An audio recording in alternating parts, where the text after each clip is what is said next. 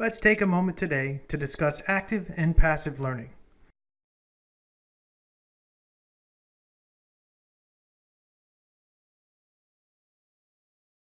Let's first take a moment to discuss what passive learning is.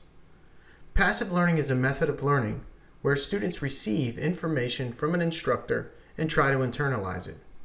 This is where the learner really receives no feedback at all.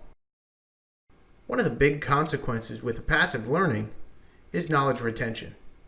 Oftentimes in passive environments, students are afraid to raise their hand and ask questions because they're intimidated by the knowledge of the instructor and the other students in the class. Have you ever been the person sitting in the middle of a course afraid to raise your hand because you didn't think you were smart enough? Chances are, if you have, then you are in a passive learning environment.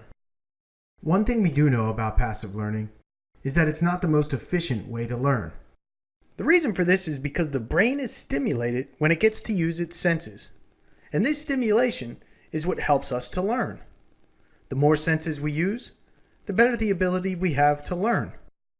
Now let's take a moment to discuss what is active learning.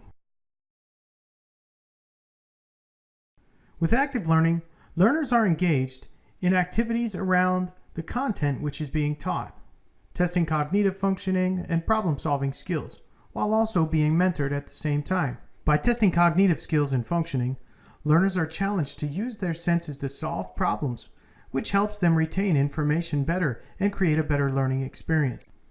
In these active learning environments, students test their skills, observe their behaviors, and recreate the behaviors they see fit.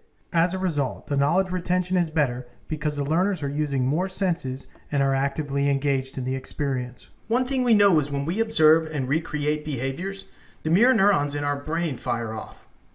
And the more that we observe and the more that we recreate, the better we retain information. This is why it's important to create an environment which is active and engaging for your learner. It helps their brain stimulate, which will help them retain knowledge later.